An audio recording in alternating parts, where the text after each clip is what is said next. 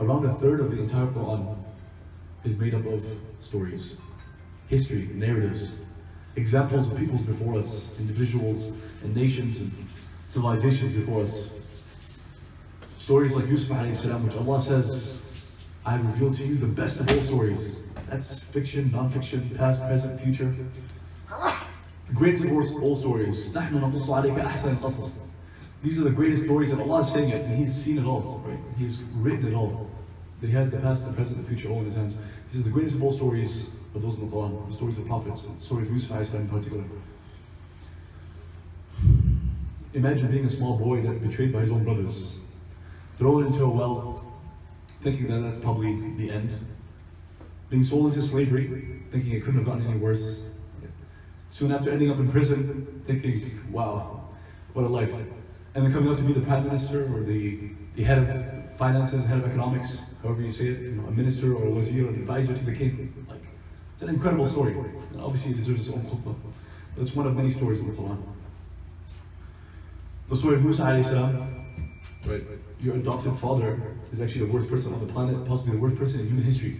It's the person you know as father. You don't know your parents. And you grew up in the palace or in the mansion of the Pharaoh and his wife. And that's Allah's wisdom. And it's beautiful.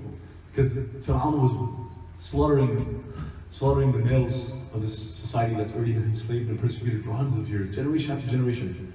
Sounds familiar? Slavery, generation after generation. Slaughtering the males or removing them from society. But Allah saves Musa alayhi salam.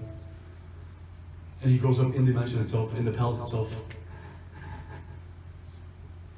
He gets the highest education, right? Gets the right insight and comforts and luxuries, but also perspective. He's accused of murder. That's not something he would have expected. Years later, is said by Allah, which again wasn't expected, that he's actually one of the greatest people to have ever walked this earth, that he's a messenger of Allah, and that the Pharaoh, his adopted father, is his enemy, or is the enemy of basically all creation. That he should speak kindly to him, and be patient with him, but he should speak the truth to him, knowing that he could kill him easily, as he's killed many others. And the story goes on, and Allah gives him victory. Allah saves him, countless miracles. I mean, the story goes on and on, it's beautiful. David and Goliath, right? Dawood and Jabal, the stories in the Quran. Basically a boy, a teenager, let's say, or a preteen, 10, 12 years old, right? Defeats the heavyweight champion of his time, right? The scariest guy of his time, right? The giant with an army, and he defeats him. Stories in the Quran. And interestingly, I chose these three stories out of all.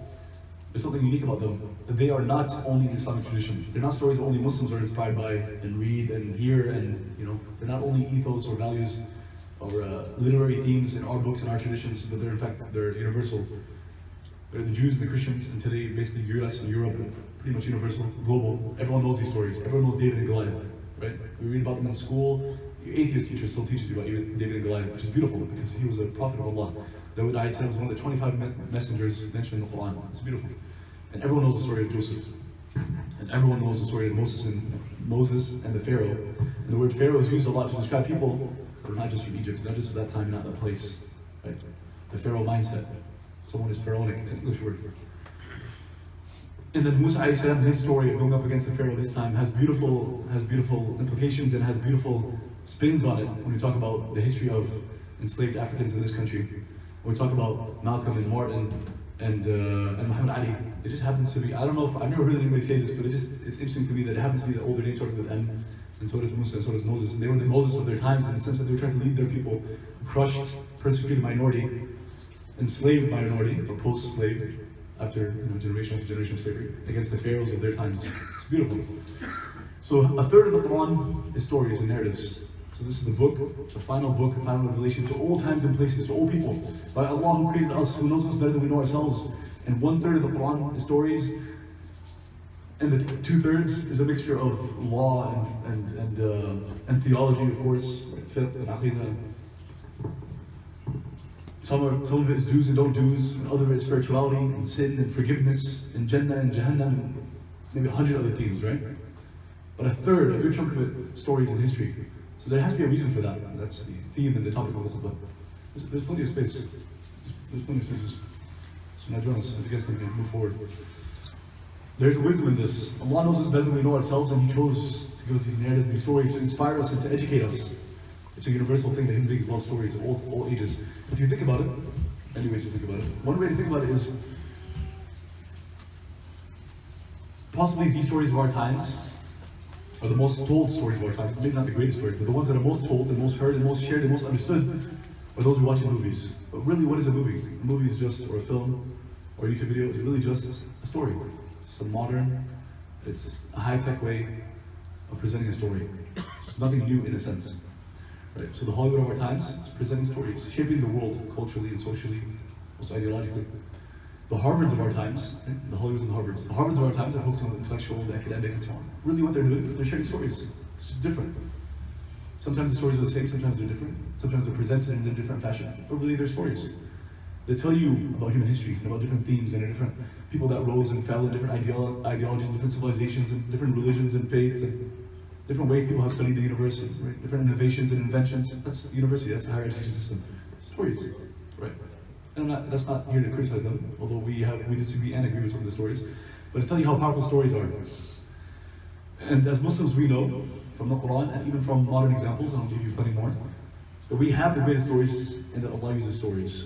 So in that there's a message for us, right? There's a lesson. If we're going through tough times, part of the solution is for us to share these stories with the world, to inspire people, to educate people. People are hearing lies on the daily. People are hearing lies all the time and have been since they've been born. They've grown up with lies that eventually they believe is true.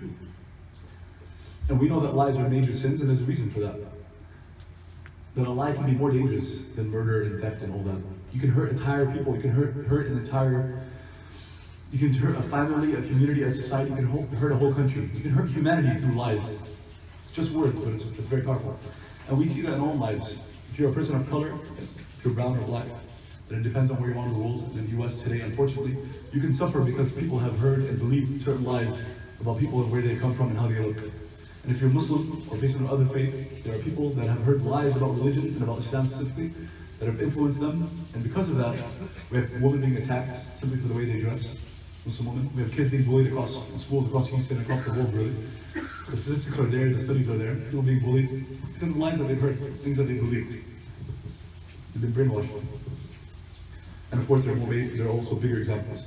In the US, alhamdulillah, they're usually cases. They're usually individuals, and it's usually rare, although it is common. But in other places, it could be slaughter of an entire group of people, and it starts with a lie, right? And I'm thinking about Palestine, and I'm thinking about Kashmir, and the Uyghur, and the Rohingya Muslims, and the list goes on and on. Forgive me if I didn't mention your country, right? Yemen and Syria and Sudan, the list goes on. Egypt, it starts with lies, right? And those who have studied this and know this very well are actually the Jewish community, because they have a history, mainly in Europe, of being persecuted as a small minority, and it starts with lies.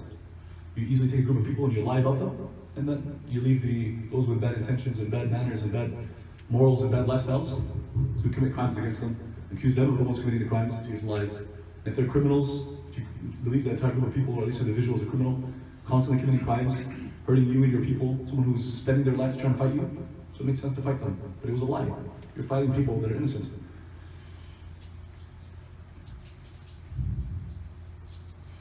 My main focus usually in our community is the youth, right? So I'm not trying to speak to the 40, 50, 60, 70-year-olds. I'm not going to teach you anything new, inshallah. I'm here to learn from you. I just recognize that there is a role to be built, to be made, a role to be had in our community of bridging the older and the younger generation. Again, stories is part of that. With the youth, there's a whole list of challenges. But the good news is, sometimes there are simple solutions that help. And I found in my couple of years of experience, I'm not an expert, the stories do help. You can inspire them by telling them a different story than the one that they're used to hearing from their friends, and from the YouTube channels that they follow, and from their teachers in school, and so on. So that's part of the role of imams and scholars and khatibs and parents, youth directors. It's very common for them to hear stories of athletes and celebrities, because it's all over, it's everywhere. It can be a small thing. This person has a relationship with this person. This person wore this suit that night. This lady was wearing this dress. And it becomes something that people spend days commenting on and posting about and seeing pictures of videos and discussing and debating. What kind of life is that? What a waste of time. It's at least a waste of time, if not a sin. To be involved in people's personal business and focusing on these things and caring about these things and obsessing over these things. But really what they need is better stories. There are athletes that people basically worship, or celebrities that people basically worship. They obsess over every part of their life, not just the famous parts, even to the extent that they want to look into their private lives when they shouldn't, and want to emulate them. So think about the average elementary school, middle school, high school kid. the chances are, if you ask them about who they really care about, it's a few of their friends, maybe some family members, but really it's some people they follow on social media, right? Me included. Can we get move forward a little bit? There's people that are standing in, we still have a long time. There's plenty of space, guys. They're obsessed with these celebrities, and it starts in elementary school, middle school, high school. Then you start thinking, maybe I can be like them. If it's a football player, you'll try for the football team, you'll play football all day, all night, whether it's good or not. I mean, sports are great, but obsessing over a sport and then watching it for hours, best case scenario, it's a waste of time. But it could be worse. But anyway, and at least you can say there are better uses of your time. Please do that for hours, thinking you're gonna be an athlete. I have nothing against being an athlete.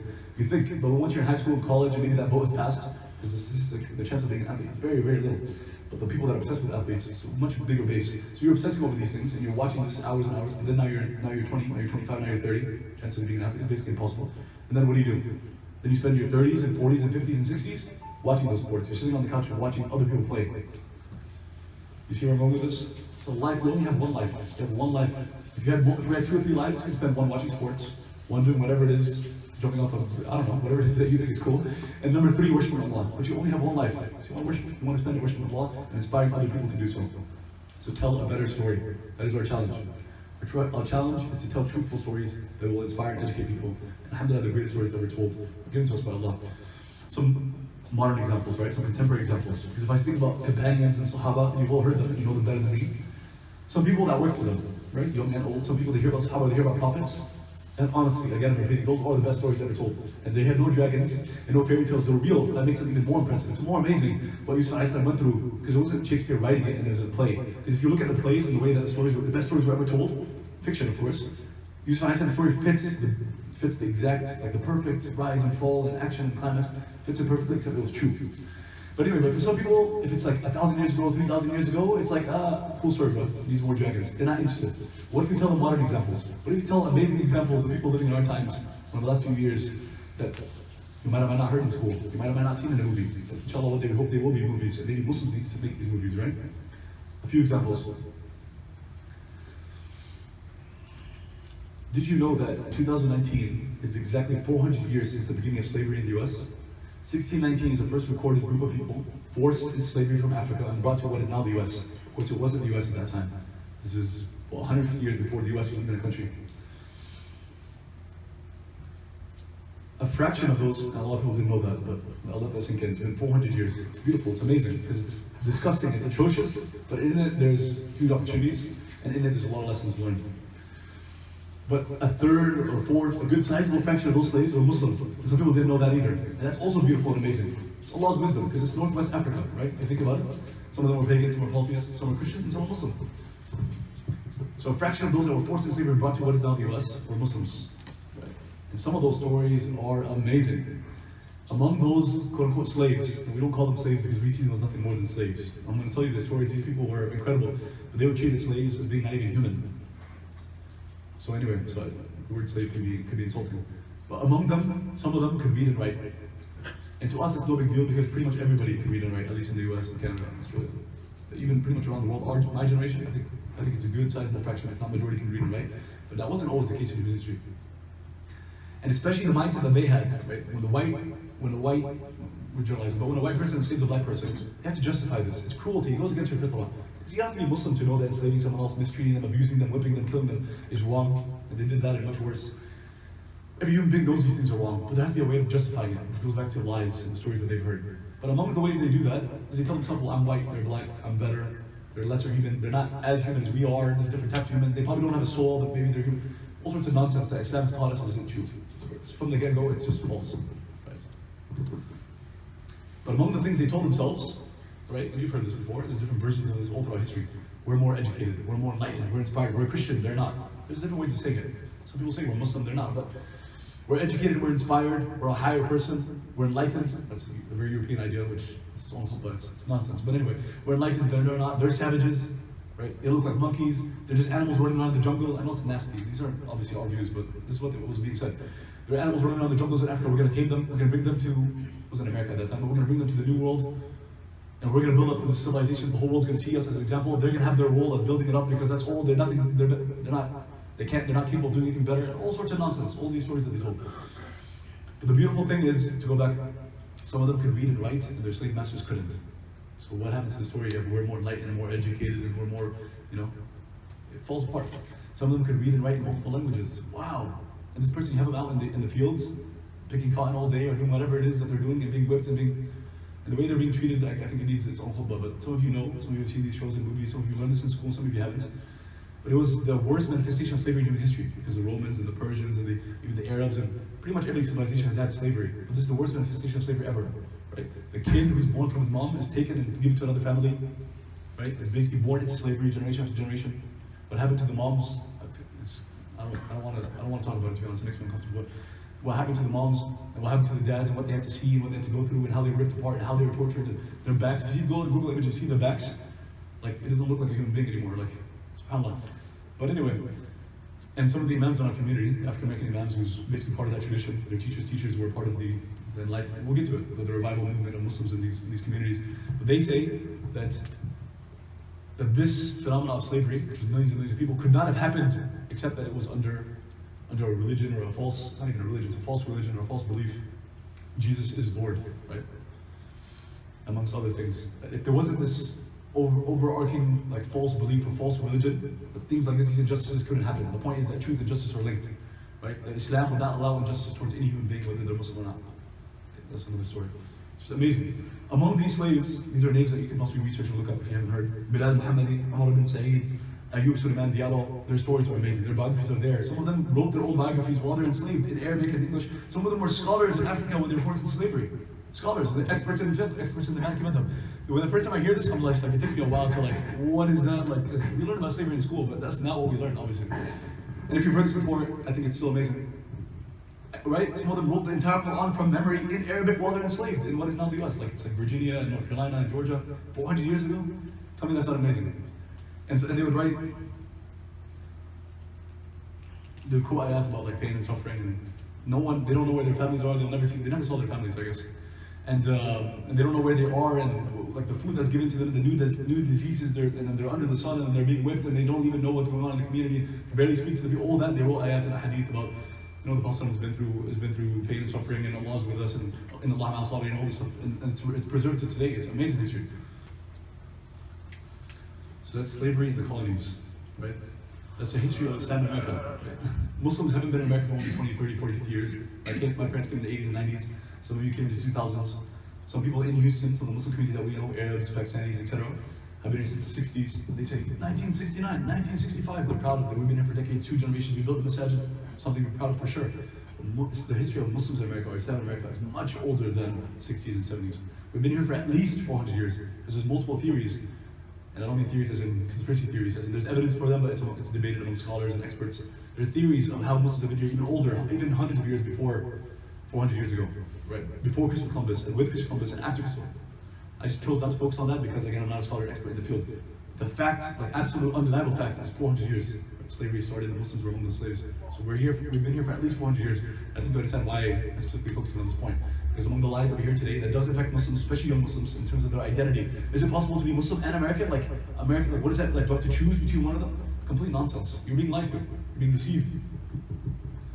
You absolutely do not have to choose. Just like you don't have to choose between being Muslim and being Egyptian, or being Muslim and being Pakistani, or Muslim and Palestinian. Why would you have to choose between being Muslim and being American? This is a land that Allah created. Allah created the entire universe, created it all for humanity, to live and prosper. But anyway, obviously there's economic benefits to lying to people and deceiving them and making them feel, for them to lack confidence and conviction in their own beliefs. It's an industry. It's actually a multi-$100 million, is that a correct term? It's a multi-million-dollar industry. Every year it's like $200 million that pumped into purposely spreading false information about Islam and Muslims. It's called the Islamophobia industry. Again, something that's worth looking into if you're interested in that stuff. Search up the Islamophobia industry. It's a list of organizations and individuals that have basically made a living off of spreading lies. So we go back to lies and stories that we told. So we combat this by telling true stories. So that's yes, please come in. There's space. Can you guys move forward or move? Let's move this way. Let's let them sit. You can move. Yeah, if you guys can get up and move a little bit this way, let them come in. We're almost done. So Muslims have been here since the colonies, right? So the US wasn't the US. And in short, US history, because I think it's beautiful, is again, slavery for 150 years or so. The worst type of slavery, chattel slavery. They're treated not even like, if you treat an animal or a criminal this way, you're a criminal. They treated them like they were human beings. Allah has wisdom behind everything, right? Allah has the big story. He has human history, He has this beautiful story that He's creating, and there's wisdom for us. With its ups and downs, and alhamdulillah for everything. But then, fast forward 150 years, and they're free on paper. You're free, but I mean, it's post-slavery. I mean, if you were a slave yesterday, what do you think you're going to do today? You're going to start a company and become a Fortune 500? It doesn't work that way. I've had these interesting conversations with someone who came, like, from, let's say, Syria. One of my brothers and sisters from Syria came like 2 years ago to Houston from Syria. Right? A different world, different history, different experiences, different challenges. Right? Alhamdulillah, I was born and raised here. And they asked me, like, how come we're feeding the homeless, for example? It's like, why are they all black? I know that's a question that might make you feel uncomfortable. I'm sharing this inshallah because it's a lesson learned. So why can't they help themselves? Or how come they don't have a job? Like okay, we're feeding Sundays, Tuesdays, we've done it for a year. Like, you can do this, people have done this for years. It will happen for years. But like, why can't they, we're talking about men, right? Young men, those that we're like feeding. So you're like, why can't they get a job? Or why can't they do anything? Why are they just like, they're doing nothing? And homelessness is its own issue, and it's just a small part, but just one of the kind of remnants of slavery. This is the way I explain it, although it probably needs its own PhD dissertation, but the way I explain it is that if you were on all fours with chains around your neck, and you've been forced generation after generation to live basically lesser than an animal, and being whipped and killed and so on, you expect that the chain is going to be removed, and then you're going to stand up, wear a suit, and go to work and run a company, right? Even when you say it that way, then you think it's nonsense, right? That expectation is ridiculous. So some people will say, yeah, okay, slavery, but it was a long time ago. It's not that long ago. Today, her grandmother was a slave, or the children of slaves. That's not that long ago. Right? It's people that are alive today have seen a country where whites and blacks can go to the same restaurants, can use the same bathrooms, can go to the same schools. They're alive today. That's the 50s, 60s, 70s civil rights movement, and we'll get to that. That's today. Muslims came here from Pakistan, Egypt, and so on in the 60s. They're like some of the earlier people. Some came earlier, but kind of this last wave, a lot of the Masjid that are being built. They came here in the 60s and so on. They came here to the US and came to Houston when it was separated. It's not that long ago. That's post-slavery. Let's see, can you really say slavery was ended? If you're living in a society where blacks don't have any resources in society and no facilities and no education, what do you expect? How are they going to take care of themselves and their families? So before you criticize, just understand the history. History is very important, which is again the theme of the Khutbah. When you understand the stories, when you understand where people have come from and where they're going and their challenges, it's much easier to empathize, much easier to be part of the solution, not part of the problem. That's why I use that example. But again, 150 years forward, post-slavery, some decades have passed, people understand, okay, we were enslaved, we were trying to do right, we're trying to fix up our communities, but it's tough. Like, what do we hold on to? Someone, the phrase, you need to pull yourself up from your own bootstraps, right? Like, don't just class once you're a man, you tell your teenager or your son who's, let's say, 20-something, you start asking parents for permission or start asking them for money or whatever, which is me, by the way, so I'm not trying to, we're in trouble, we're working on it. If you're in that phase, you tell your kid, like, come on, you gotta stop asking your parents, you need to be your own man, right? Pull yourself up from your bootstraps. I forgot what it was, I think it was James Baldwin, he's like a very famous, author in US history, famous African-American author, a genius. He wrote something like, how can you expect the people to pull themselves up from their own bootstraps if they don't have boots? It might be funny, it might be something to think about, it might be witty, but he's saying that these people, they had nothing, and you expect them to build themselves up. But what intervenes, what comes to kind of be a revival force, and an inspirational force, and a changing force, and Islam. Islam had always been there, like we said, Islam had been here forever, but through slavery, among the things, wasn't just that you're being tortured and being raped and being slaughtered, and it was also that they systematically tore away their language, their culture, their religion. You couldn't read and write, you couldn't worship in groups. So you can imagine, so Islam was, I don't know if non-existent, it was almost non-existent, generation after generation. So in the 20th century, we're almost starting from zero. But then there was multiple movements among black Muslims in America, because that was the majority of Muslims, right? Before the immigrants. And Islam was a force for them that they saw was going to build them up economically, build them up mentally and intellectually and education-wise. It was going to build up them socially and build up their families because they had issues with, right? We talked about slavery, what happened to the families. Building a family might be a small, if you come from Syria, Egypt, Pakistan, you might not think that much about marriage and family. It might be a small thing. Like maybe you come from a tribe. Some of us come from tribes. You come to the US and then you start recognizing, like, I miss my tribe, or I miss my people, or here America is very individualistic. You sense that a little bit. You don't understand what it's like to not know where your parents are from. You don't know what country your ancestors are from, and you don't know where your grandparents, like, they're torn away and they're spread all over the country.